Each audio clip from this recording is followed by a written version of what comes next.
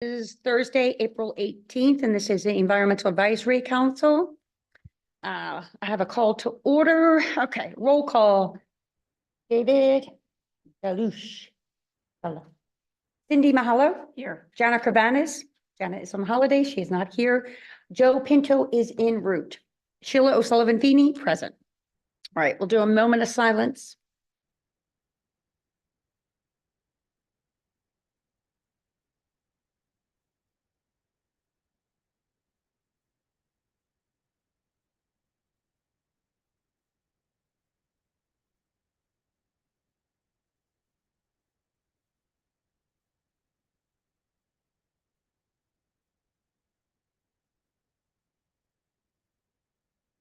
Pledge allegiance if everyone's ready.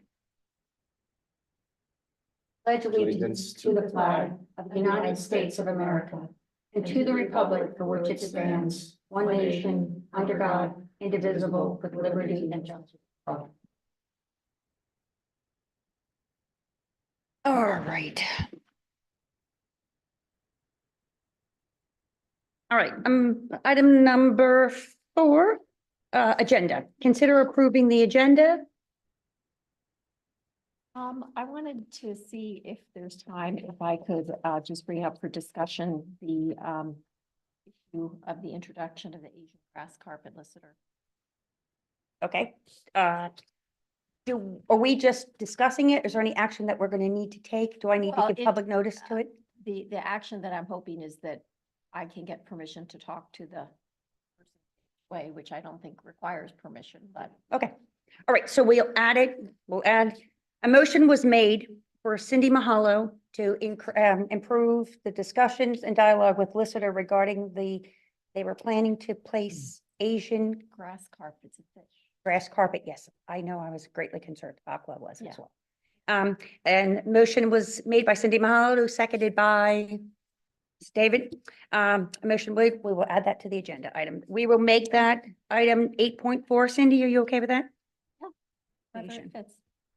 Grass. And then if I could move to add question about Don Quinella issue in Marple, understand it's but I'd just like to talk about being in unison. Right. We share our school. Right. So. All right, and I agree with you. That's an important, although we're not in any way interfering with Marple Right. Township. I would say that I agree that there is an environmental impact that we can at least speak to and support them in a way. So, all right, we can add that as new business, and this will be, we'll refer to it as Don Quinella property, Delco Woods, because that's the refer. All right. Another thing that I would like to add, and this would be something, Cindy, I thought you'd enjoy.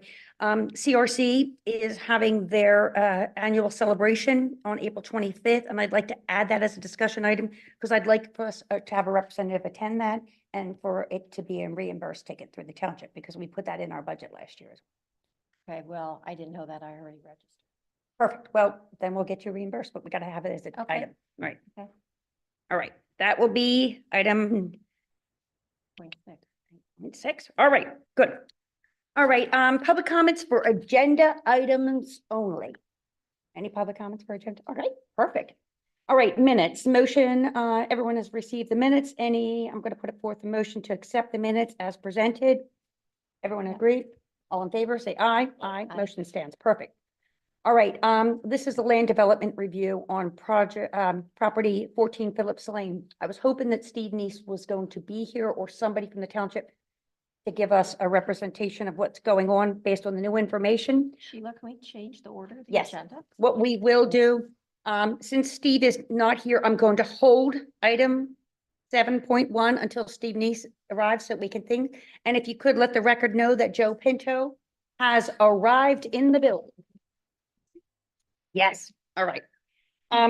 Joe, just to bring you up, we added a couple items to our agenda and we've already accepted the minutes. Thank you for doing those. I like how brief and wonderful that you're doing those. We're going to hold on item 7.1 until Steve Neese arrives, and we're going to go on to item 8.1. All right, this is item 8.1. This is update regarding a joint project from Parks and Recreation Board, EAC, Trails and Greenways, and Public Works to enhance the Gable Park Trail and area. Cindy and I Cindy, you want to give a lowdown on that? This is an issue that George raised a couple years ago. It's resurfaced. It involves the entrance to Gable Park, not where you think it is. But if you've ever gone into the Public Works lot where the cyclone fences are, it's like behind the Little League field, behind the backdrop there, there is an entrance to the park, which is a bit obscure and gets flooded frequently, and it's been a source of concern for George for a while. And so now it has come to life again, and the vision for this is that it would accomplish several purposes.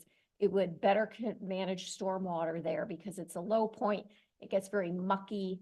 It's the main trail entrance there. The Little League players run around in it. It's kind of a mess. So they want to better control stormwater. They want to have a more visible grand entrance to the parks, to the trail, to let you know you're entering a trail. And also there have been a third objective is to increase the visibility of, there's a playground behind the big Public Works building that a lot of people do not know is there. So this new entrance would try to accomplish a number of purposes.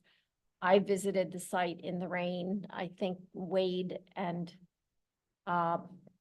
because of the nature of this, it would involve multiple organizations, Public Works, of course, EAC from the watershed perspective, trails and greenways because it's a trail, and Parks and Rec because it's a park facility.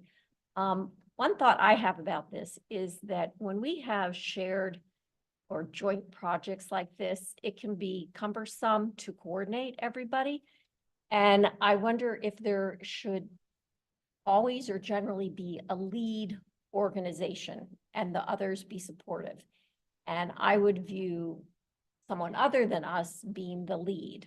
I think that it's a parks facility, it's a trails facility. We can comment on the stormwater issues, but otherwise you have too many chiefs and not enough Indians and it gets confusing. Yeah, that's where. So I had shared my ideas about stormwater management with George verbally and then also via email. Right. Wade, Beth, and I all met at the property. We discussed some options. I think, and hi, Steve, we were just getting into item number 8.1, and we held item 7 because we did not want to hold you up, but Dave has to leave by a certain time and we didn't want to kind of rush you. So take your time. We did add 3 other items, but I'll bring you up to speed. And I'm just finishing up with. Before we added the agenda, before we approved the agenda, we added 3 particularly just, they're really talking points, nothing of major discussion. So on 8.1, the 3 of us, Wade, Beth, George, and I all met there. We just discussed some options. George wants us to really kind of have a full approach to it with it. And I agree with you. It's difficult when you have multiple organizations because you don't want to overstep and that whole overstepping stuff. We want to make sure that we respect the rules, and it is parks. We'll have to kind of see if that's what parks would agree with too. But I know George is looking at that, whether we come back with some type of solution that we really think it through and offer and present the solution to them. If there is a grant opportunity for it, that was something as well. So I think all we needed to do tonight is just discuss it, just to make sure that we're approving us to support this question and going forward, but no necessary action. It was just more so we're in the discovery phase, working out the details, and it allows us to. So a motion was made that we would continue our discussion with the other committees regarding a project that will be at Gable Park. No real details are set forth yet, but we're just continuing the discussion. And I guess we just need to make sure we had permission from the EAC to pursue, or this is something the EAC feels it's important. All right, I made the motion. Does anyone want to second it? Okay, motion was made by Sheila Sullivan Feeney, seconded by Cindy Mahalo, that the EAC will continue to work with Parks and Rec, Trails and Greenways, Public Works to address the issues regarding stormwater at the entrance to Gable Park and the trail entrance. And if I could just jump in, Steve, right as you came in, you might not have heard this. I was saying that, it occurred to me that when there are projects like this that involve so many entities, you have emphasized many times that we need to collaborate, but we need to stay in our own lanes. And I think when you have 4 organizations like this, without a clear leader, it can lead to whatever, inertia, stepping on toes. So I think it might be more efficient, effective, if one of the entities was the lead and the other 3 were supportive.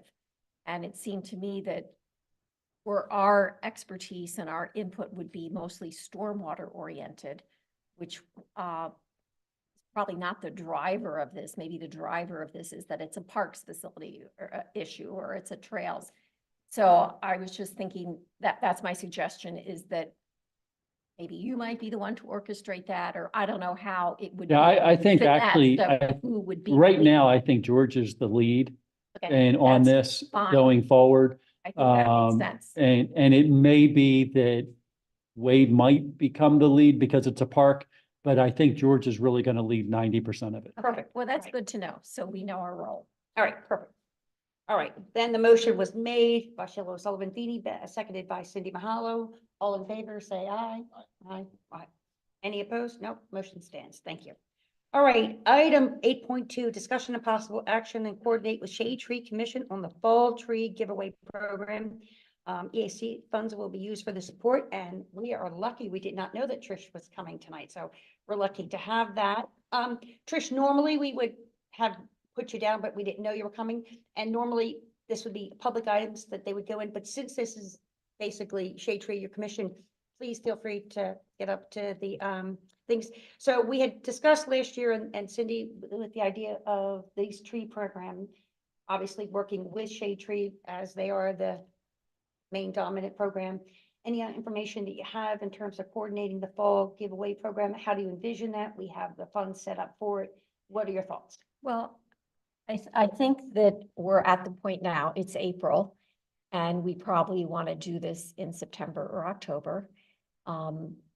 That's not as much time as you think, so it's good to start now. Yes. And I think right now we're probably in the ideation phase, where we think about what is our objective, what do we really want to accomplish, how could we best do that. I've been involved in a number of tree giveaways. I know you had a tree giveaway. They can be structured many different ways, many different ways, subsidized, not subsidized, lottery, not lottery. So I just thought we could start a dialogue and see what are our ideas? What do we think we want to do? One idea I had that I know has worked well in other communities for environmental type problems or issues is to pick some target neighborhoods. Yes. Rather than have random trees all throughout the township. Are there particular neighborhoods that have a very low tree canopy count, that are in a problem watershed, Lewis Road, Tyson Road, the St. Albans? Can we strategically target a couple of neighborhoods in line with whatever's going on with the township engineer and stormwater? And, you know, maybe have a goal that we approach the homeowners on those streets and say, you know, we'd like to get as many homeowners as possible to get these trees, and then structure it however we want. There's different price points for trees, different quantities you could buy. Do you want to totally subsidize it? Do you want to have the homeowner have some skin in the game? Just lots of ideas to toss around. Well, I think for us, from our EAC role is just a supportive role. Although we are providing significant funds from the EAC budget for this endeavor, we want to make sure that we go under the direction of Shade Tree, who is kind of master of this particular plan, I would say. So I guess from it, all we could do is give you the permission to continue dialogue with Shade Tree and supporting this effort and letting them craft the major plan. Anything that you have to add? to Trish, that, do you have Trish? any thoughts to share? I'd love to hear what your Because preliminary we thoughts do are. know that Steve Neese, and there is the blue map, which is the areas of stormwater, and a lot of those areas would obviously be the areas that the EAC would want to be, like you said, St. Albans areas, but there's targeted areas that are part of the stormwater plan that you would definitely, so they're the priority. And that's why we would always just work with whatever Steve Neese as well would want. So Trish, any comments? Hi, Trish Adams, 3873 Gradyville Road, Chair of the Shade Tree Commission. Thank you. Yeah, sorry for popping in unexpectedly. But there's a couple of things on the agenda that were of interest, and so this being one of them. So what I envisioned with this potential giveaway is that we would work collaboratively on this effort since it is a joint effort. We're happy to take point on this. But I have put some thought into it, but certainly hasn't gelled. I think it was like, what was it, a year or so ago? We talked about maybe targeting, oh my gosh, forgive me, the name of the street where Pico came in and took down a lot of the street. Sawmill. Hmm? Sawmill. Was it Sawmill? That and right up on Sawmill, remember they took out 40 trees there on Sawmill, and what's the street that Boulder, and what's right by next to Boulder? That's not ringing a bell, but regardless, there's been a couple of. Been a couple places and yeah. I'm drawing a blank myself right now. Yeah, so I mean, I think that there's plenty of opportunities. I do think that it's important to strategically target areas. And I think it is vital for the homeowner to have some skin in the game. Because we are definitely going to need a commitment in order to take care of those trees, to maintain them, to water them and such. And so certainly having the buy-in from those homeowners instead of a random giveaway, I think is going to be the better way, because I think we want to spend the money on these trees. It's not inexpensive. And so we certainly take that responsibility to heart and to use those funds wisely and to purchase trees and then have them planted in areas where they have the best chance of success. So with that, and some of the things that we can talk about is maybe the size of the trees, because certainly like little whips or something along, they're going to have to be more substantive trees that maybe are a little more expensive. So I think those are the things that we need to talk about. And so I'm happy to talk with Cindy. I'll take point on that unless there's someone in the Shade Tree Commission that would like to take over for that. But if we could just ask that we get through Arbor Day. Yes. And then, because it's coming up quick. Right. So So anyway. that would be awesome if you can keep Cindy in the loop and Mhm. work together. And again, we're respecting our role here as a supportive role. We appreciate Cindy taking the time to work with you. And again, make sure it's your Shade Tree Commission is happy with, our supporting role, and we'll continue on it. They are. We talked about it in our March or February meeting, actually, when we were talking about budgets. And the other thing is I would make sure that whatever Shade Tree and EAC is, obviously the township and George and Steve are brought in the loop, because you know best the areas that are impacted and. Yeah, we'll want to take a look, make sure it's in the MS4 area, because if we're planting trees, we want it to be part of the MS4 project, and we'll do that. Perfect. All right, great. So in terms of next steps, who would be the point person from the township to get us that map, or what is the next step to like target neighborhoods or? Well, I believe the map is on the website. I could be I thought wrong, she but called it the blue map. well, it's the MS4 map. Okay. And that map is on the website. Depending on where we're going, will depend on who I pick from the township to kind of be the next person, but most likely it's going to be working with George. Mostly just because of the resource typically goes through George on that. We Your have, Shade Tree is next week, correct? Shade Tree. Yeah. All right, so that's right before the Arbor Day. and Andy works with the Shade Tree, so I mean, it'll either be George or Andy, depending Okay. on which direction they're going.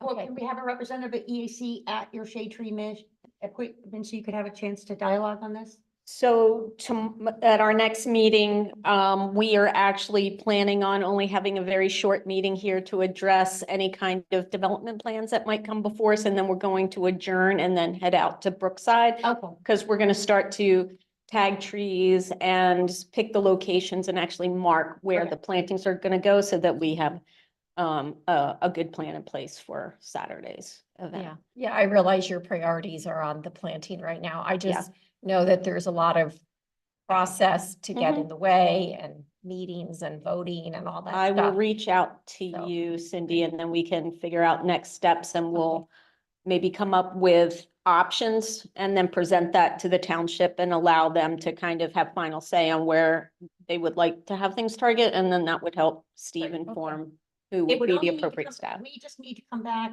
for the allocation of funds, because I believe we put like 125 trees in. Yep. I think I said it was like $4,000 was our I expected don't cost. remember the amount. And our amount, so we would just need to make Mhm. sure that we had time in that, but totally support. Time to do what? We're going to have to accept the amount for the trees, put forth a motion Okay. to accept the decision to purchase these trees. And we'll have to, that Have a has to vote, go through the right. EAC, that's all. Okay, And we just have to follow that. Yeah, well, process. we have to do the same Yeah, thing. So, I okay. mean, we'll all be in that lockstep together in whatever meeting that we have. So that'll be within, I would say, probably we should maybe have target by maybe the Middle of May. yeah, the May Awesome. meeting. I mean, let's try to nail it down because we need to get the trees ordered and give staff enough time in order to get the material. yeah. Perfect. So to be specific, we're going to come up with a list of target neighborhoods by looking at the MS4 map that's online. And then after we come up with that target list, we'll submit it either to George or Andy for their review. Yeah, I'll take care of that. So probably we'll send it to, because Andy is our liaison, we'll send it to Andy and then Andy can share up the chain to Steve and to whomever. Do you think at your meeting in May, you'll be able to at least have some dates penciled in, just so that we could communicate with other organizations to lock in that date? Because as you know, September and October gets very busy. So if we at least have a date in mind, it's really helpful. Mhm. If we. Well, can let's target- talk about it and coordinate schedules. All right, wonderful. All right, the motion was Right, made thank that you. Cindy Mahalo will Thanks, work Trish. with Shade Tree Commission to move forward on our goal to plant trees this fall for the fall tree giveaway in whatever form that committee deems best, or work with the township. The motion was made, seconded by David, second the motion. All in favor, say aye. Aye. Motion stands. Thank you, Cindy, for taking that on. Mhm. All right, item number 8.3, the Eclipse Glasses Recycling Program. Let me just tell you, that was, and there was a collection drop-off box in the Township Library till April 27th. Steve, Suzanne just did a bang-up job on this. I had called her and it just was a perfect storm in the sense of I had already submitted my flyer for the e-newsletter and I already had submitted my agenda items, but she was reviewing everything that day. So she was able to talk with you and approve this project, get the word out, get things. So it was just, we don't want to always, be reactive in that sense, but we appreciate her stepping up to really kind of take care of this. This was a once in a while opportunity. So as you all know, that we are collecting the Eclipse glasses right now in the library. I just looked this evening, the box is doing very nicely, and we'll just continue to do that.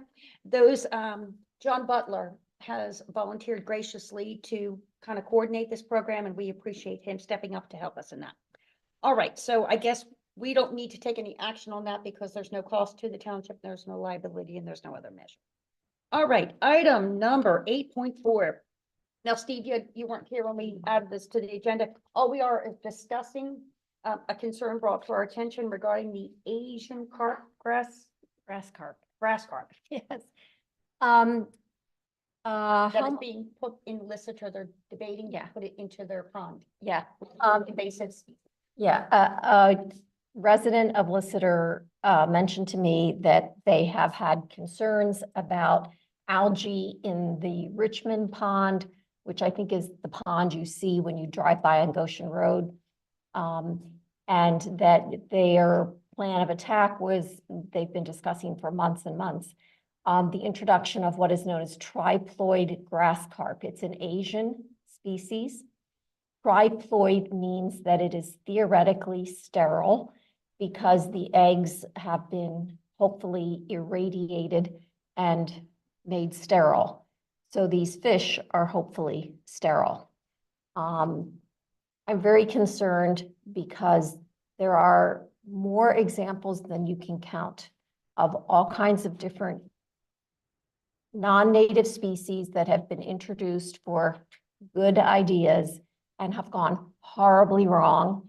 And so I did a little research. My question today is, what measures? I wanted to alert the township to this, because once you introduce something like this, it's very hard to remove. And it affects a common township resource. And I talked with DCCD, I talked with Mike McGraw, our resident wildlife biologist, who graciously sent his comments. And it is something that is, Liseter HOA has to obtain a permit from the Fish and Wildlife, whatever they're called, NF, the State Fish and Wildlife Association, because this is a species that has to be carefully regulated. And I just wanted to bring it to the township and wonder, you know, what role should the township have on this? I did forward the information from Mike McGraw, where he just very quickly shared some of his concerns.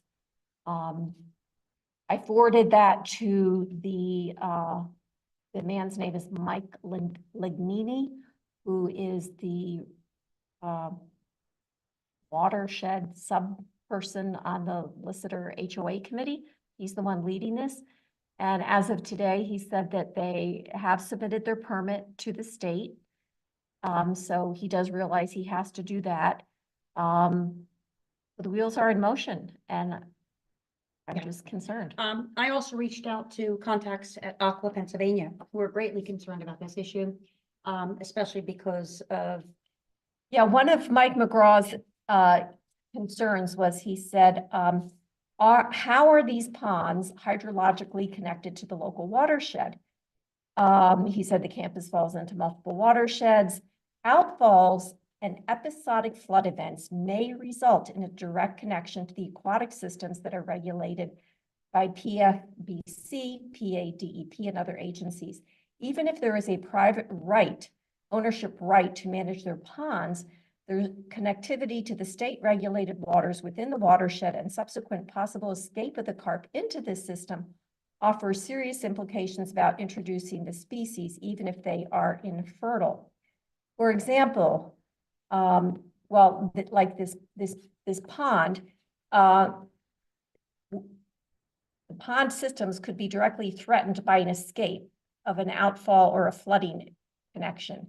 And from what I could see from looking at that pond, as you stand on Goshen Trail or you drive on Goshen Road, you can see that the pond has an outfall. It has an inflow and an outfall, and it goes down into the stream and it goes right under Goshen Trail. So to me, it's pretty connected, and that goes right to Springton Reservoir, which is our drinking water. And I think that Aqua might be concerned if this fish is there. Apparently, this fish is a voracious eater, and it will very quickly eat what you want it to eat, and it only eats what it wants to eat. So you got to make sure that you have the species that it will eat. But then after it consumes all of the stuff that maybe you want it to eat, it will go on and eat other things. So then maybe you like effectively wipe out all the native vegetation in that pond. So Mike asked some good questions. He goes, you know, do we know what the actual issue is? And, you know, he had other concerns. So I forwarded this to Mike Lignini and offered to have a conversation with him. And he said, yes, he would be willing to do that. And he shared that what their issue is algae due to excessive phosphate, which he admitted is due to excessive fertilizer. Right.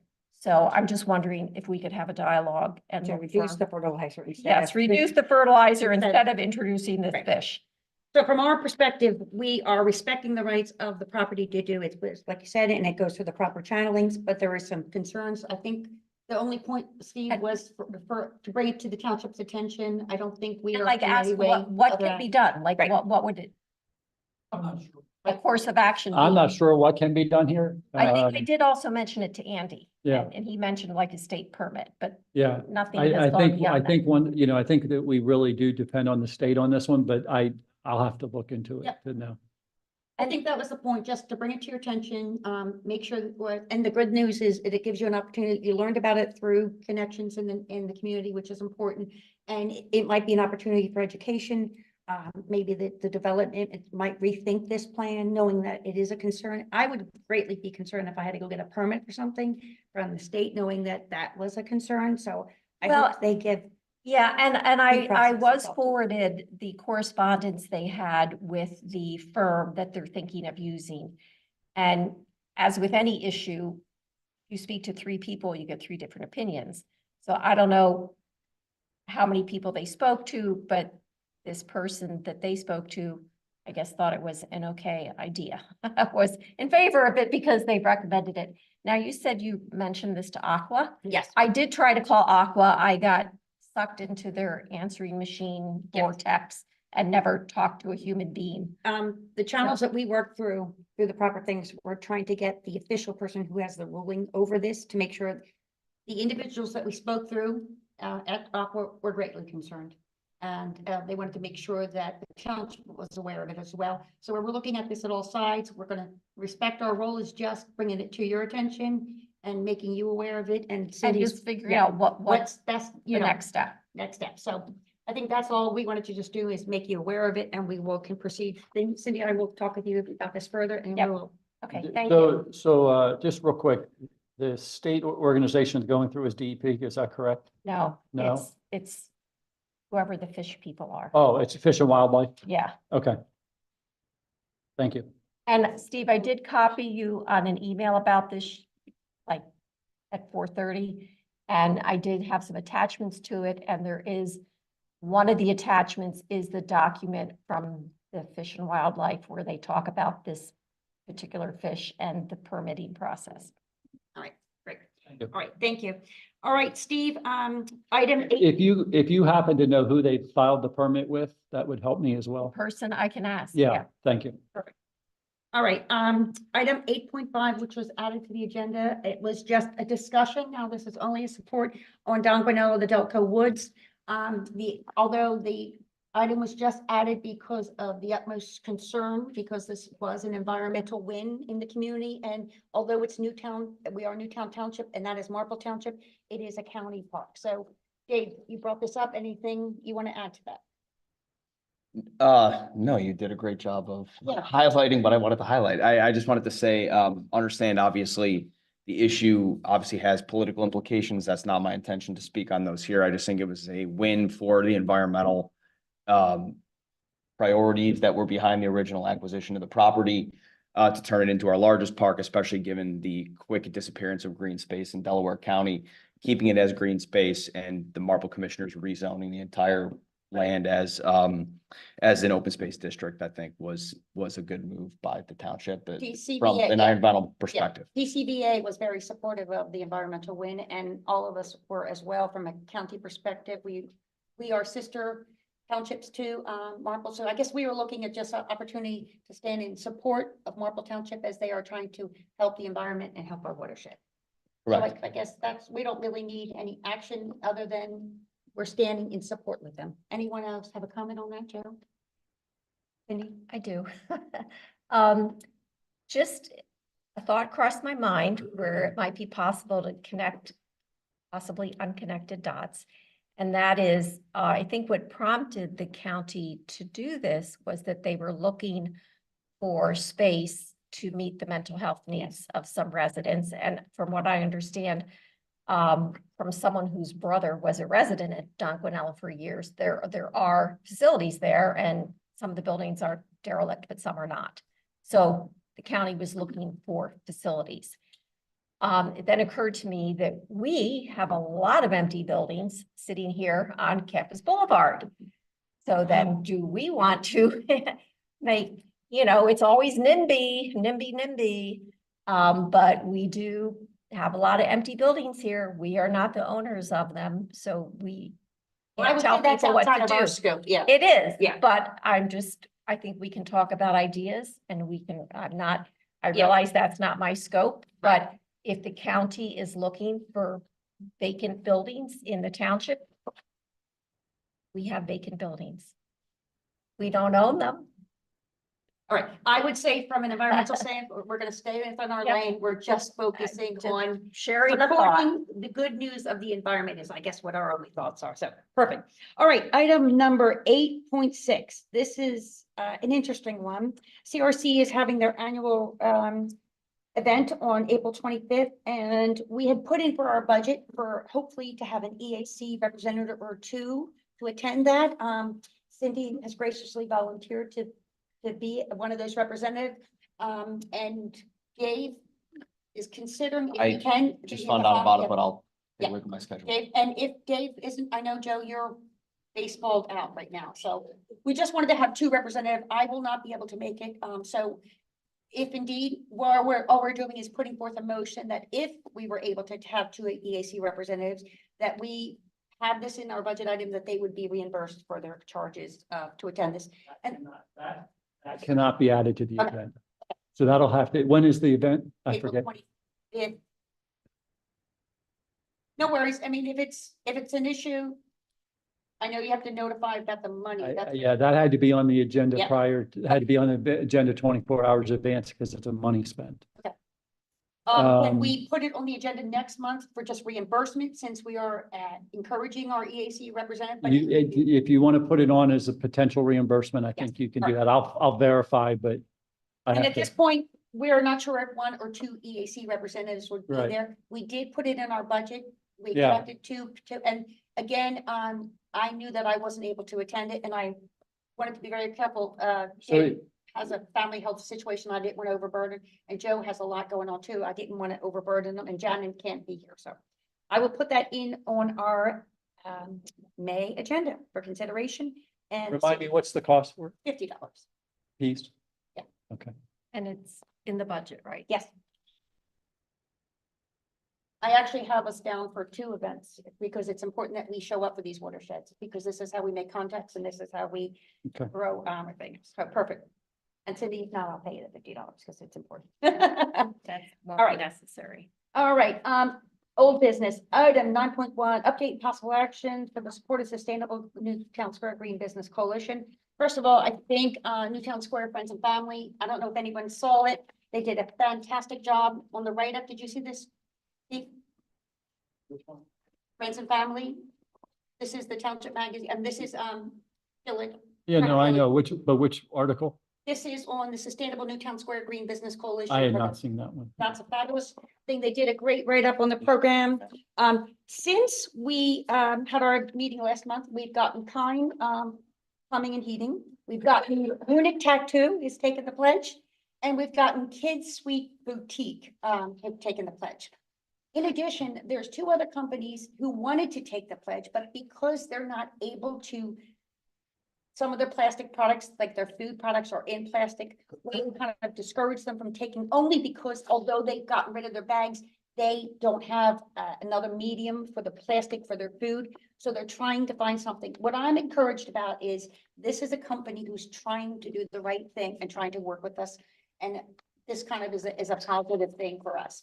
In addition, I was told to, and this is not a company that has the authority to, but the local hair cuttery who we asked to get rid of their bags. And although their corporate office wouldn't allow them to take the pledge, they have gotten rid of their plastic bags. So this is just little wins every day that we're trying to encourage. So we're moving the ball forward, and that's all we can do. Also, library program, we're going to continue with our community outreach and the reusable bags. And we'll mention that in our upcoming spring event. So that's all good. And that's item 9.2. Let's get into 9.3, review, discussion, of possible action on the riparian but for wetlands draft ordinance. Anything to add to that, Steve? Okay, it's coming. I did speak with Rich. It's coming. It is coming. He's Yeah. working on Yeah. it. I've spoken with Rich. He's assured me that that is coming. We are all on board with trying to move it to the comprehensive plans of 100-foot riparian buffer. And that is where the direction we're all headed to. And that is what we would love to see. Can I make a comment on that or ask Sure. a question? And that is, Steve, is Rich aware of the sample ordinances that are available through the We can serve PA. we can serve PA. I think so. Rich has lots of samples that he pulls from. I know he uses different ones. I don't know if he knows that specific one. Mhm.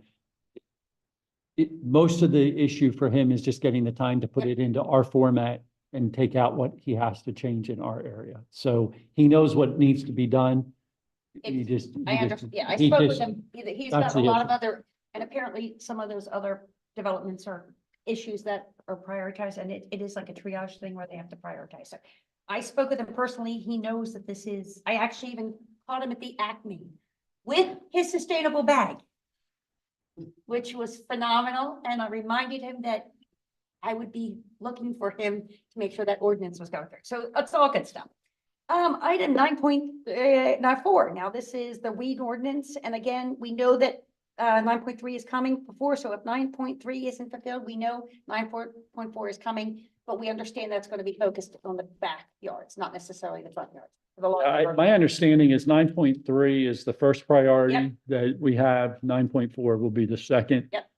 He might do them right back to back. I know he's got several that he's looking at, but that's. Yes, that was my understanding too. All right, item 9.5, this is the EAC's final, thank God, EAC's report for 2023. We went through all of those individual edits. It's been approved, reapproved, encouraged, improved again, and everything. So we will be presenting it to the supervisors on Monday night. Steve, are we still on the calendar for that? Monday, April 27th? You are on the agenda, better than on the calendar. You're on the On the agenda. agenda, all right. We are going to make it brief and we're going to give them, just a recap really quickly of 2023, but more so exciting news for 2024. All right. Any questions about the annual report? I'm just going to put forth a motion so that we accept this final EA because we made like a correction of the capital or whatever, and I just don't want anything to be an issue. So a motion was put forth by Sheila O'Sullivan and Feeney to accept the final EAC 2023 annual report and 2024 plans, seconded by Joe Pinto. All in favor, say aye. Aye. Motion stands. Ooh, that thing is gone, thank God. All right, Erin, can I trouble you to pull up item 9.6? Cindy, you want to give a quick shout out for item 9.6, the Lights Out campaign, review and support it? Sure, this is a Birdtown initiative primarily. And we have been publicizing it.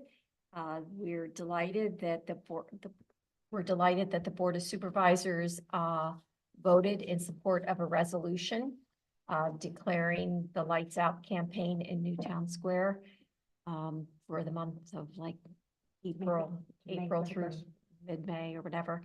And it was picked up by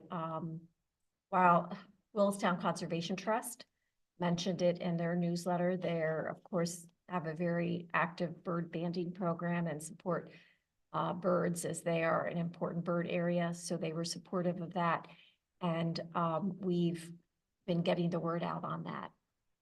Also, we've been spreading the word to businesses to try to encourage them. There's one business in particular we're trying to encourage them that they have not taken the initiative yet, but we are still encouraging that maybe if they missed the April 1st deadline, maybe they can just do it for the month of May. So we're having those conversations. We would like to see more businesses do that, but also residents, since we know that we have a pretty nice group of people out there watching this, everything. Anything that you could say to the individual resident, what they can do in their own property? Sure, individual residents can they can look at the township newsletter and find the Lights Out article and go to that link and get information on how they can reduce their excess outdoor lighting. And this would be like using motion detectors instead of leaving your lights on all night, turning them off, making sure that your lights aim down, making sure that your lights aren't overly bright, pulling your curtains at night, not leaving on excess light in the house. Spring and fall migration are when there are hundreds of thousands of bird fatalities because birds generally migrate at night. They are very distracted and, led off course by lights. And it's so bad that, for example, in cities, like I remember the Chicago Art Museum, the maintenance people would go around the building every morning and just pick up hundreds of dead birds because the birds had hit the building. And some of that is also glass. They're very distracted by glass. So there are stickers you can put on big plate windows to avoid collisions with the glass. Right, all right, awesome. Thank you, Cindy. All right, 9.7 update on the EAC spring events. First of all, we've already had, I think, 6 events for the EAC just this spring. It's been very busy. We have host of events coming up. Before we get into this, Cindy, I know Janet's away and the spring migration event had to be canceled because of the weather conditions. Any update on when that event will be occurring? Our plan is to reschedule it for the fall, Oh, fall, okay, that will be a fall event. to coincide with fall migration. All right, perfect. But in publicizing that, and we went around and personally met with representatives at some of the coffee shops in the area, asked them to post this and explained about the connection between migration and shade-grown coffee. Most of them were totally unaware of this. Whole Foods does have quite a variety of Whole Foods rainforest coffee, which is almost the same as shade grown. But it was a great opportunity for conversation, and Janet and I intend to go back and have follow-up conversations with some of the baristas and encourage them to consider, like we met with both at the Starbucks, we met with a coffee shop in Wayne. We spoke with the manager at Media Bean, and raised the issue with them. Great.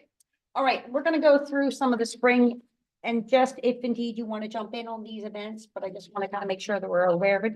So from Tuesday, from April 9th to April 27th, we're going to be doing the Eclipse eyeglass drop-off at the Township Library. Again, thank you for the Township for supporting that initiative, and we already mentioned John Butler on that. Saturday, April 27th from 9 to, this is 9 to, that was what the original time is. Now it's 10 to 2. That'll be the Arbor Day planting at Brookside, hosted by Shade Tree, Parks and Rec, EAC, and Public Works. Again, thank you to everyone involved in that. Cindy, you have been sharing the links, and I know Wade Pollock has been sharing the links. I've shared them heavily out as well. And the number right now is 22 people have stepped up. Yeah, and a very good number of them are Honor Society students from the high school. So big thanks to Christine Roy, who is the Science Honor Society advisor, and I think she teaches the AP environmental class. I think she's been sending a lot of people our way. We had a number of students at both rain garden events, and now we're having a number sign up for this. So it's really encouraging. All right. On Saturday, May 11th at 8 a.m. to 10 a.m., I believe it's the Bird Walk at Garrett Williamson, hosted by Garrett Williamson, the EAC, Birdtown.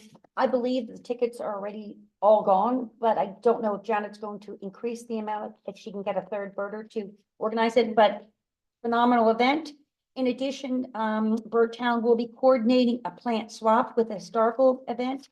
Originally, it was for Saturday, May 11th, time to be determined. We are waiting for the exact time, and Birdtown is working with Historical Society for the exact time. It's scheduled to be the afternoon. Do you have anything? I know Janet's not here. Do you have anything on that? Okay, no worries. In addition, Saturday, May 18th, 4 to 6, the Parks and Rec is doing their concert, but there will be a community outreach from the EAC at that event. Janet will be hosting. If I can get there, I will. And if maybe another EAC member can be there, that would be helpful. And the next thing is EAC will be represented at the May Farmers Market table, in addition with Birdtown and EAC. And then Thursday, May 30th, all of us or any of us have been scheduled for the 3rd annual sustainability conference at Widener University. I am scheduled. Dave, what about you? Have you tried to get to that sustainability for the county? I am likely to be out of town for work that Okay, week, no but worries. I will know closer to the Okay. date. Yep. Joe, are you able? I will check it out. Perfect. Cindy, have you registered it yet? Yep. Okay, I know Suzanne has also registered from the township, so we're gonna have a great presence for that. And that is the spring migratory plan is up there, so that's all good. Before we get into public comment, a couple of things. Don't forget. We moved, item Oh, 7. Steve, you missed it. I The was main wondering why event. we were moving so quickly. Yeah. Steve, We missed the main event. you almost got Yeah. off easy. Okay, the main event was land development review. Because you weren't in the room, we didn't want to do it without you because we were so concerned. We were at the zoning and we did see the updated information. Is there any new information that you have? I did see that, and Cindy and I reviewed the plans from April Or 12th. 14 Phillips Lane. Yeah, for 14 Phillips Lane. Now it's going I- before zoning this evening. Anything new you want to add to that? It's going before zoning again this evening. Yeah. Mhm. I do not have anything new because I actually thought that they were making a change. So maybe I don't know. Who is So, making a change? I It's on think the agenda. the developer was Oh. making a change and maybe it's already been done and we have it back and that's fine. We do have the revised plans. Okay. The revised plans are. I don't think on- I ever saw them. So And I they- don't think they're revised plans. I think they refer to them as updated plans. Yeah. They didn't revise the plans. All we did was update about the grinder. It is on the agenda for the zoning hearing this evening and we were planning, I guess, the Well, EAC well, was What's the concerned. difference between revised and updated? I think, because- I'm just only noting what he said in the report. It's updated. I don't know because nothing in the particular plans was changed, I so thought they changed the position of the house. there wasn't that much. I mean, I didn't see. well, before that it was here, that was a plan a while back, but Right. I don't know where that one landed now. Okay, so. I know that there were some other changes. I Where know They that, added a grinder pump and then they added a tree protection page where they noted the location of all 90 trees that Which are they to be previously had removed. just referred to as 50 trees. yeah, And I don't know if Shade Tree is aware of that, but they. yeah, it's on the shade tree agenda for next week. Okay. I do know that. But EAC is going to focus on what our area is. What we are greatly concerned is, and we've already discussed it. We submitted our committed letter. We just wanted to know if there was an opportunity before it goes for planning. The EAC just wanted to rediscuss this event because they're allowed 15% in the steep slopes and they're asking for 41%. They're allowed 5% in the very steep slope and they're asking for 33%. You and I discussed, obviously, the concern. We saw the infiltration bed that was added. We did note, Well, the infiltration bed was not added. It stayed the same. he just Oh. moved it up slightly, I believe. I was hoping that we could discuss the plan and that if it's allowed by protocol to submit an updated letter, because this is No a information. revised plan that has a lot more information. And we never knew before the scope of the, not only the number of trees, 90 trees on one property is a phenomenal amount of trees. And a number of them are 30 inches DBH. These are sizable trees. And I know trees, street trees are the purview of the Shade Tree Committee or Commission, but stormwater management and habitat and biodiversity are the purview of the EAC. And the loss of 30 mature trees immediately adjacent to a stream on steep and very steep slopes will have a devastating impact on that property, on the integrity and the stability of the soil, will make it incredibly hard to do construction and maintain erosion and sediment control during construction. And you will lose all the stormwater mitigation and infiltration from all those trees.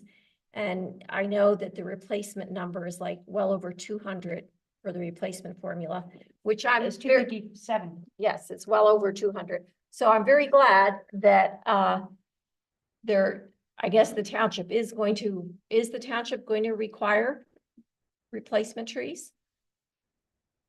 I mean, that's our requirement. I think they're asking for a fee in lieu of for some of them. So that's why it's on the Shade Tree Commission Mhm. next month, or this Okay. next week, I'm sorry. But, okay, thank you. My point is that I think the revised plan, updated plan, the latest plan that we have received has significant new information. And the answer, so just to get you to where I think you're trying to get to, if you, because there's a revised plan and you want to update your letter or your comments, I don't think that's a problem. Right, So I okay. think you can do that. So I think also we're gonna find out new information tonight at the zoning hearing, but the question is, we're gonna have to have this in by 12 o'clock tomorrow because planning commission, Yes. is planning commission still, is this on the planning commission schedule to go before then next week now that, And if it is, how can Shade Tree comment before planning? Is it the same night? Yes. It's like back to back? Right. Yeah. So it's often that they make their statements and then it turns around and goes straight to the Right, planning right. commission. And then goes to the board. And give you much time for thoughtful consideration. Yeah. yeah. Well, the good thing is, we're gonna know more information tonight. So then, based on the information that we can craft a revised letter, if indeed we can get it in by 12 o'clock tomorrow, so it will be on the planning commission. If not, we could also bring that letter, but we just need to have a method in this EAC meeting to authorize the EAC to So put forth if it's, another. I believe EAC. it's on the agenda. So it's on the agenda. If you have a report and you get it in on Monday, we can Get it in there? we Yeah. can add it to the agenda and it's not a problem because it's 24 hours in advance. So I can do that. That I can do. Usually after our formula that we've been told is noon on the following, I- on Friday, yeah. so- That's typical, I understand, but I'm, Okay. This I is- also understand this one's come back around the second time. If you have things that you're going to make an adjustment to, the thing is, you probably need to decide what is it that you want to kind of make comment Right. on regarding, Yeah. so that you as a board can act as a board. Yes. And that's the piece that is in question. But if, you know, if it's a substantial change and you need to go until Monday, I think we can make that work. We'll just post it again on Monday. And I think, and from Dave and for Joe, I think the key issue is, you know, your personal thoughts. Do you think that a building has a right to, if we allow them 15% to use in a slope and they're asking for 41%, or if we allow them 5% usage in a severe slope and they're asking for 33.3%, is that something that you're comfortable with? And it's obviously no, because we're all, We Right. already discussed. we all discussed. Yeah, but Sheila, I don't know that that is a valid line of argument for this, because Steve, you've told us that this builder, this They have the right to build. applicant, they have the right to build. Right. but And within the so laws. that because this is a conditional use, I thought that the approach we needed to take in our comment letter was to say that, you know, if the Board of Supervisors decides to vote on this, these are the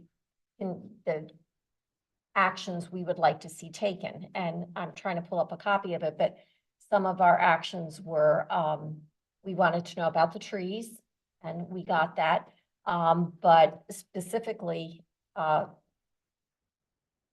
if you read the plan, there are repeated references to the fact that the stormwater facilities need regular operation and maintenance. They need to be, and there's different parts, need to be inspected after every major storm, quarterly, semi-annually, annually.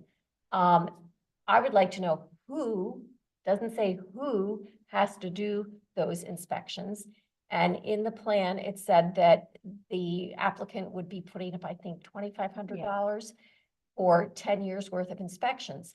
I would like to recommend that the inspections happen more often and there's more money, because Steve, that's taxpayer money.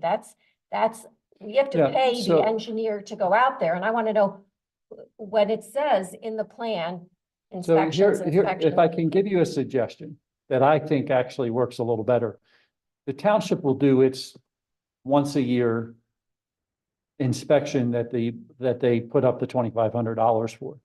My recommendation, if you wanted to put something in your letter, would be that the storm inspections, monthly inspections, quarterly inspections, or semi-annual inspections be covered by the homeowner, with reports being handed into the township engineer for review within 10 days of the date of the 10-day, whatever makes sense, like, and I don't know the right number, and, maybe it's within 30 days of a major storm event, and that should be defined as far as I'm concerned. What's a major storm event? Like, I was- think it is. is it but- defined? but we Okay. could define it. But if it's defined, then, again, we think, so instead of putting the onus on the township Yes, to have to be out and inspecting a Okay. potential stormwater basin 30 times a year because there's yeah, okay. 20 storm events and 10 other inspections that have to happen, then I would say have them put it as a condition that that the homeowner has to have the property owner, I wouldn't necessarily Okay. say homeowner, but the property owner has to do this, submit it to the township within 30 days of each one of those events. And a failure to do so has, I don't know what the, Like, is there a precedent for this? Is there a form that exists? What would the penalty be? this is, I don't know of a stormwater management setup to this level.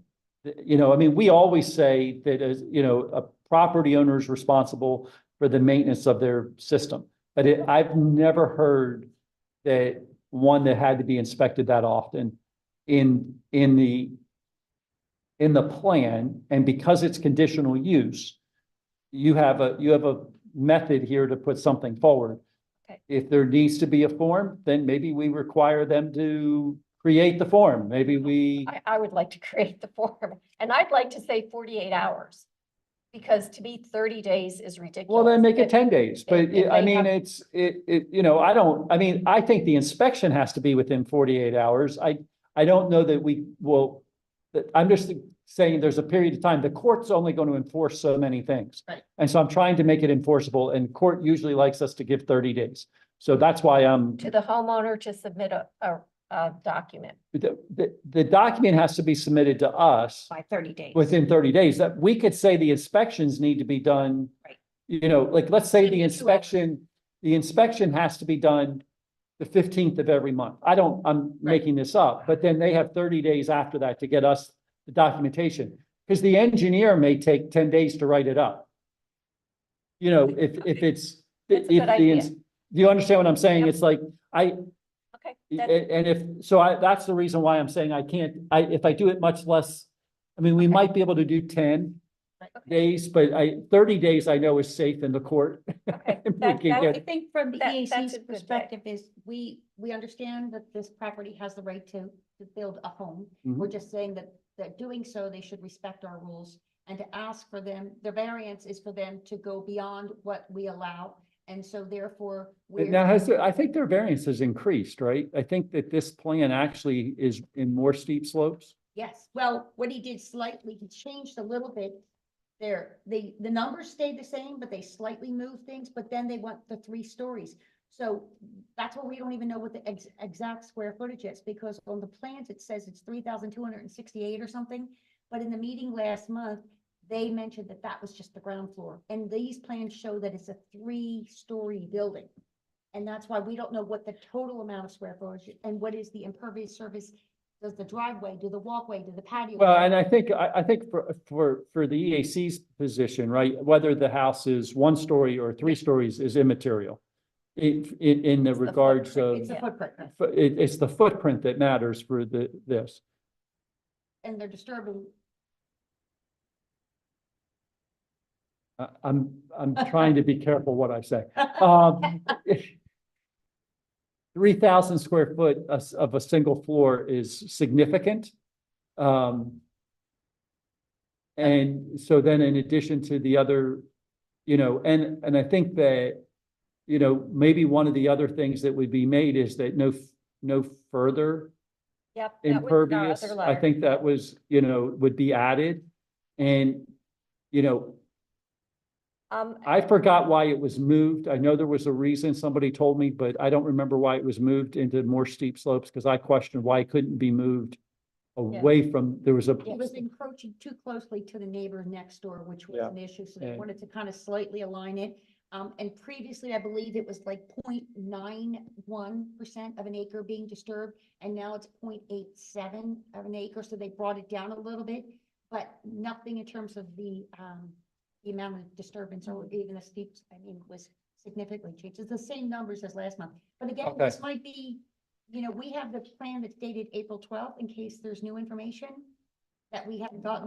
We got it from the agenda. And I yeah. did reach out to Andy, and Heather sent me everything that they had. If they sent you everything they had, Okay. you have actually more than I did. And I have a few other things. I actually received some input from a hydrogeologist, an engineer who looked at the plans and made a number of very helpful suggestions.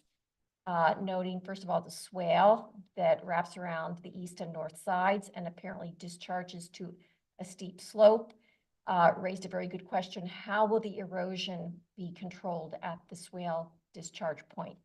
There will be massive water flow coming off the front of the house and around the back. And right now it just discharges down the hill. I see nothing on the plan about a discharge point being controlled in any way. Then there's the infiltration trench that we've talked about. Looks like a very highly engineered solution. And it would be great if the engineer builder could point to other installations of the system and report on his experience with the long-term performance. This engineer also commented that the monitoring and maintenance specified for the system seemed extensive and unrealistic to a homeowner, although you have said how you'd like to handle that. Thirdly, it looks like the stormwater, is it correct that the stormwater would be conveyed in a swale running westward along the southern property? You're kind of the swale queen here, where you've looked at those different swales. She said swale, not swine. Swale queen. Like what is the estimated record? like what is the estimated flow rate and flow velocity for that swale, and has any flow modeling been reported? And what would prevent erosion along the swale or at its discharge point? And that made me think about, there's a stormwater management technique where I'm forgetting the name of the word, but they put like breaks through a Berms? swale. Like a berm, you mean? Not a berm, but like rocks. Oh, yes. Like a pile of rocks. What's it called? There's Rip a- wrap, but the rip wrap is Well, the stone. but And there- exo. because There's a of name X. for it, but anyhow, Yes. that might be good. Exoscaping or something? Nah, I forget what it's Yeah. called. So that would be a point to ask about that. And then,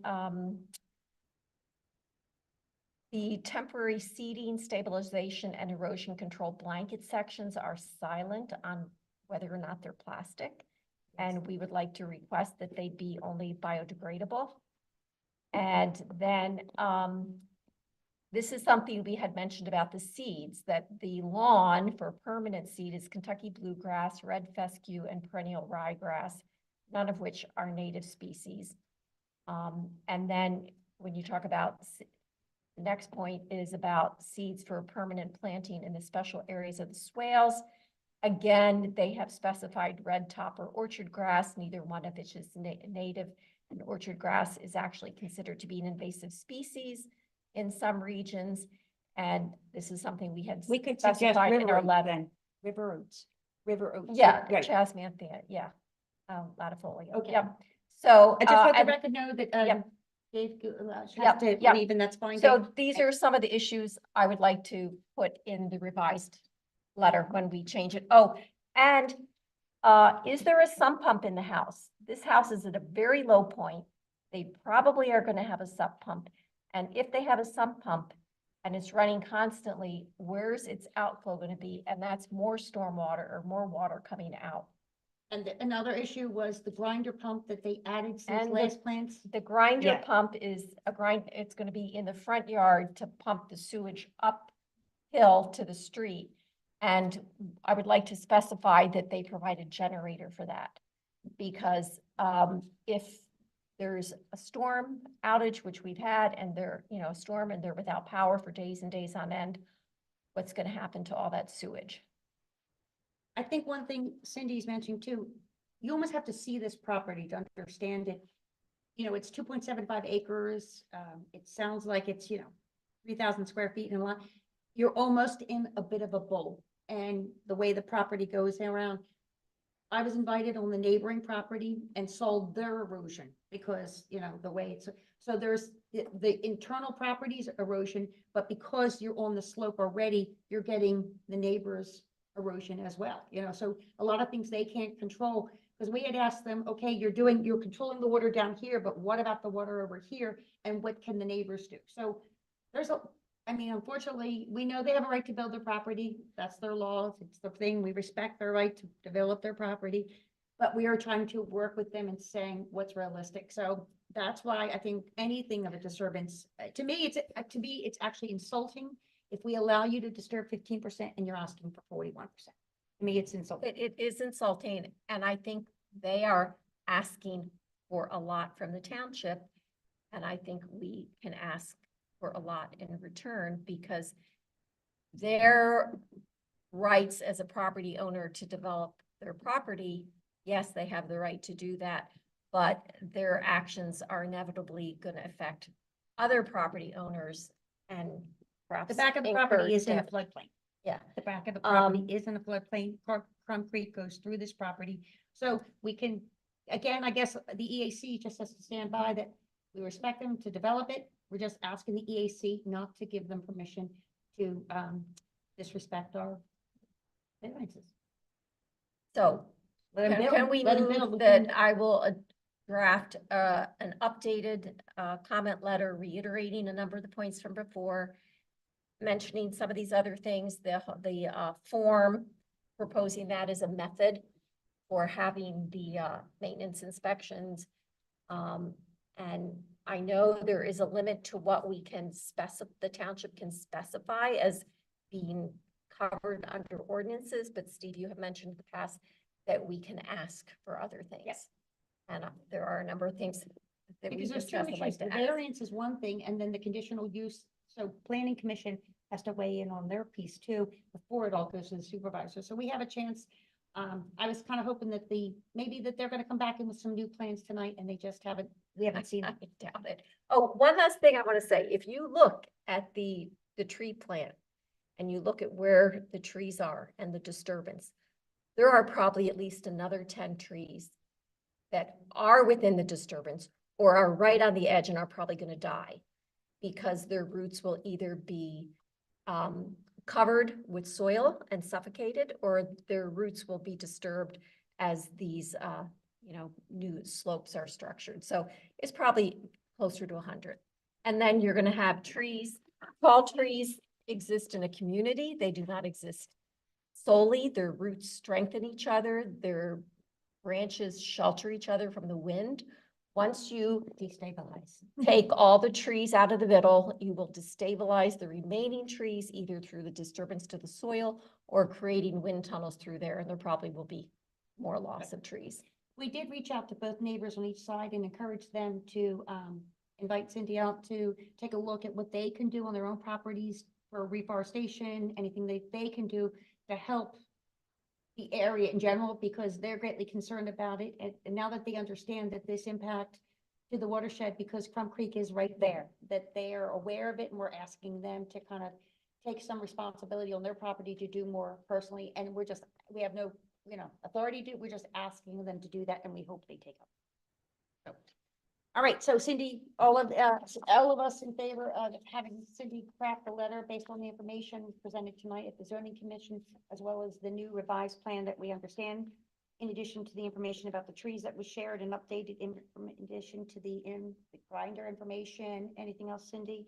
The scope that we're to address any EAC or environmental concerns, and we're going to not overstep. Let's shade tree deal with the trees, but we're just dealing it from an environmental standpoint. So, all in favor, say aye. Aye. All right, perfect. All right. Now we are on to the public comment. Before you go to public comment, I need Oh, that's just okay. two things of business real quick.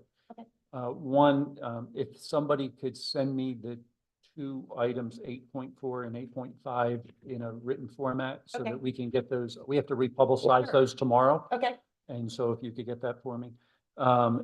The second thing is, Cindy, I looked up, while we were sitting here, if you type in, if you go into the township's website where it says, I'm looking for, type in MS4-2020 ERP drainage map. And that's the map that you want.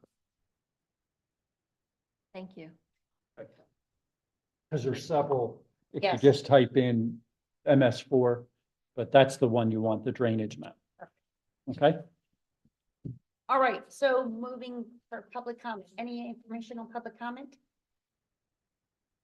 All right, DJ, I'm sorry, can you just say the date again? It was a 2020 drainage map. Right. Is that what you're asking me? ERP, 2020 ERP drainage map. Yeah, I have that. Okay. please state your name and address. for the Sure. record. DJ Varner, 203 Gerard Avenue, Newtown Square.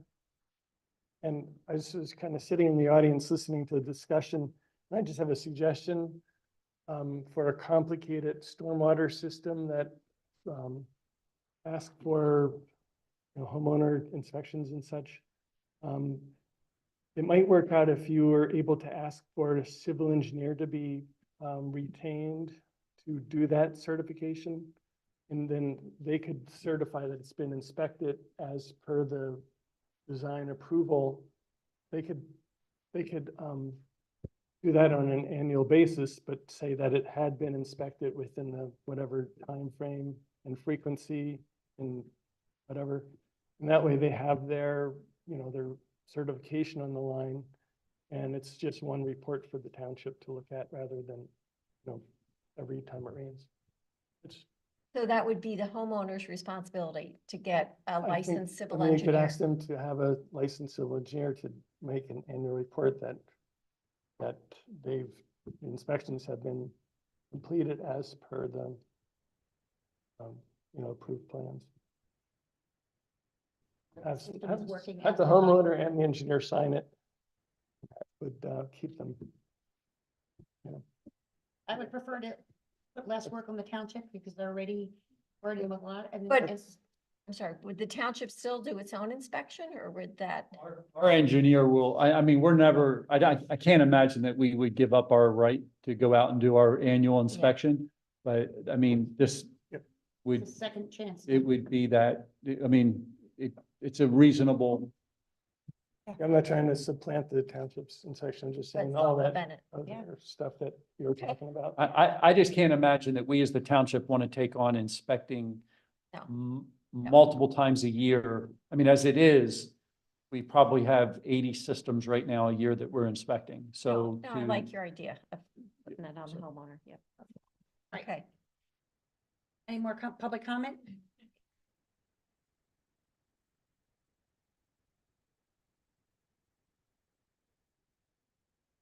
Trish Adams, 3873 Gradyville Road. Just a couple of things. For one, on Don Guanella, I just wanted to say I attended the county meeting last night. It was rather interesting. And so we are not out of the woods. Okay, sorry, no pun intended. On Don Guanella, the county had indicated that they were exploring legal options to go after the township because they changed the zoning. So it might enter into a legal phase and then further delay any kind of activity and improvements to Delco Woods. So just keep that on mind. It's not a done deal, so. And you were there just to represent Delco Skate Park, right? That was your role from that. So you weren't representing any of Newtown. No. Which is good. No, I was representing the Delco Skate Park Coalition because our nonprofit had rallied our group and we're at every one of the public meetings, and the master plan included a pretty sizable space for a skate park and a pump track that would have, and it's all wheels, so it'd be not only just for skates, but for bikes and scooters and everything else too. And wheelchairs, and if you're not familiar, our mission is to help communities build concrete skate parks that are inclusive, all wheels, and adaptive, and we intend to promote designs that take the American for Disabilities Act to the next level, where not only just providing access, but providing usability. So if you haven't seen the CMX, which is, CMX, it's wheelchair like BMX. Oh, yes. And there's also people that are visually impaired that can skateboard better than I ever could in my entire life, which is pretty impressive. And also there's ways the parks can be designed to also help those with the hearing impaired. And also we're going to be holding a clinic for visually impaired skaters and for the neurodiverse community as well. So that's one of the things that we were promoting, is that not only would if the mental health facility, we're all in support of having greater mental health facilities here in our community, but Don Guanella was just not the spot. And we cited primarily because the skate park was going to be in the area where it was disturbed and where those buildings are, and because we certainly didn't want the park to be built in an area where they would have to remove any trees, because we're trying to preserve and very cognizant of the preserving as much green space as possible.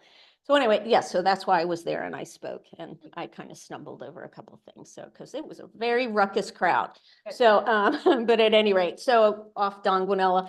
Anyway, to get over onto 14 Phillips. So I know there was a lot of traffic coming back and forth, and I just wanted to let you all know that Shade Tree had not received any plans regarding 14th Phillips until today. So we didn't see the old plans, we didn't see the new Well, this is plans. not a land development. I think that's the problem. It's not a land development, it's a variance. So that's why we only got to comment it, because the slopes were being disturbed, right? Well, initially, that's what it became, and there was no tree inventory Right, on it. till the And last that's, time. we were waiting for that. And that's why when we got that, it went to Shade Tree. So now we're behind the 8 ball in reviewing anything, and I'm in catch-up mode. So I have no idea what's going on. I'm sort of here tonight in order to, I wanted to hear your comments, and probably I'll stick around for the zoning to see what happens with respect to that. But yes, we share your concern with respect to the removal of the trees. And I do respect the fact that, you know, we have our lanes.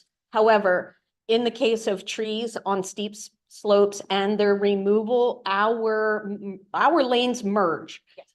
So you can't mutually exclude the removal of trees without talking about the stormwater and erosion impacts and the impacts that's going to cause to the watershed, which are already impaired and which we are already having to spend quite a lot of money in order to come in compliance with MS4. And so if we continue to allow properties such as this to be developed in a maximized way, then we're only going to exacerbate that problem. And I'm really concerned that it's going to cause a negative precedent, and others are just going to come in as properties because we're almost built out. And so we're going to be seeing more and more of these kind of redevelopment projects happening, and our ordinances are not, in my opinion, at least, robust enough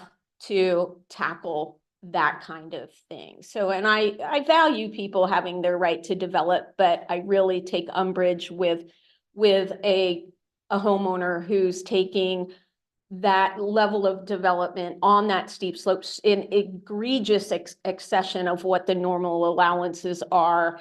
And then because that's going to put more burden on us as a community to bear the brunt of that additional impact. And so what I would ask is that we take that into consideration, and there they can develop their property, but they don't have a right in order to displace that level of burden onto the rest of the community. So I would like the township to take that into consideration. And that's why I think it is perfectly within our responsibility to make these recommendations. And I would hope that our Board of Commissioners would really use this one as a first example of what we're going to allow and what not to allow in our township, because there's going to be many more to follow. So anyway, so I just want to say thank you. And Cindy, we will be in touch with coordinating on our tree planting in the fall. So thank you.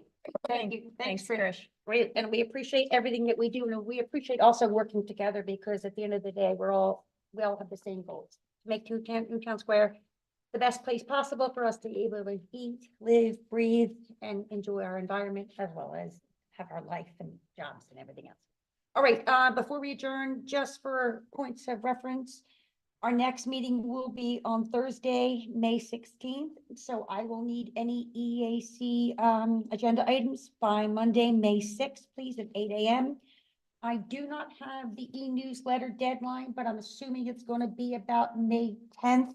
However, let's plan on having everything done by the 7th or 8th, just in case they come back. Steve, they did a great job with getting all of our information out. Linda Rooney really worked really hard, and we appreciate that. We are going to, as it gets, continue sharing information. It's difficult, though. There's sometimes, because there's so much that we're asked to do, and we would love to, we just want to make sure when we put out information, we just don't want to put quantity out. We want quality, and we want to engage it. So that's why these community outreach tables that we have at events are really going to help neighbors. We encourage neighbors to get involved, residents to get involved. All of us need to do more individually on our own properties. We just can't worry about what the township can do. We have to do everything we have on our own properties first as well, and then with the township, because it's just not the township's responsibility. It's every resident. So, all right, anything else, Cindy? Yeah, I have a question. Steve, could you reiterate for Sheila and remind me, what's the next committee of committees meeting date? I thought you gave that to me, Cindy. I did, but I didn't know if you had it. I just thought it'd be good to reiterate that. I think you put that down as like 29th. Let me check.